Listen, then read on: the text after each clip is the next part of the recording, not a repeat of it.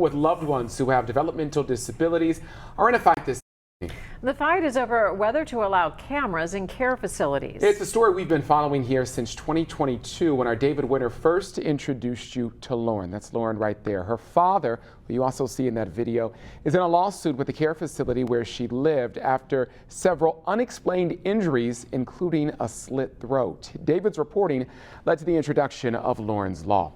The legislation would force facilities to allow cameras in their patients' rooms. It would also provide families nearly the same Medicaid funding as the facilities get should they care for their loved ones at home. And David, there is some movement on this week, correct? Yeah, that is correct, Paula. The House committee considering the bill met this week with those who are in favor and opposed to the bill in order to find common ground. And some of the opposition to Lauren's Law is coming from an unlikely source, the namesake of Esther's Law. Do it right. I mean, don't do it halfway. I mean, you did it halfway before, you're doing it halfway again. I mean, that's not the way to get this done. Steve Piskor is the son of Esther Piskor, the namesake of Esther's Law. He spent years getting Esther's Law passed. It allows families in Ohio to place cameras in nursing home rooms. But he says the law has loopholes, making it ineffective. Plus, it should have included other facilities. I'm waiting to get Esther's Law fixed so we can add assisted living facilities and group homes into it.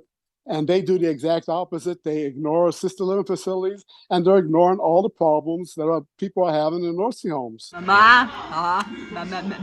But for Bob Dolenmeyer, cameras in his daughter's bedroom at the facility where she's living may have explained why on 2 occasions in the past 6 years she ended up in the ER.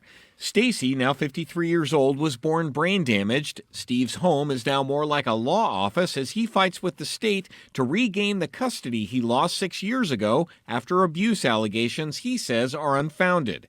But in the meantime, Lauren's Law, or HB 465, would not only allow him to put cameras in her room, but it would provide him nearly the same compensation Stacy's facility gets from Medicaid to care for Stacy at home. But Bob says he just wants Stacy back. We get along just fine. If she comes back to me, her Social Security comes back to me so I can pay for her needs out of the Social Security, we'd be fine.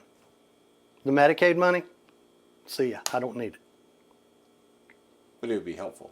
Absolutely. We are looking at the enforcement mechanism that apparently Esther's Law lacks. Representative Jean Schmidt of Loveland chairs the committee that is considering Lauren's Law. There seems to be concern over oversight.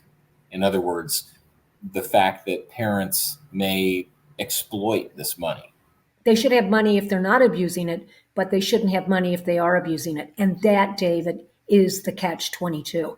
How do we make sure that there's proper oversight in those homes? Now, Steve Piskor, who is Esther's son, says that his mom passed away in 2018. He says that she was abused in another nursing home. He got Esther's Law passed in 2022 and is now trying to get it fixed. Regarding Lauren's Law, Representative Schmidt says that she hopes to get it fixed by the end of June and get a vote on the House floor by the end of summer. Paula? And we will, of course, follow both laws and keep you updated on their progress.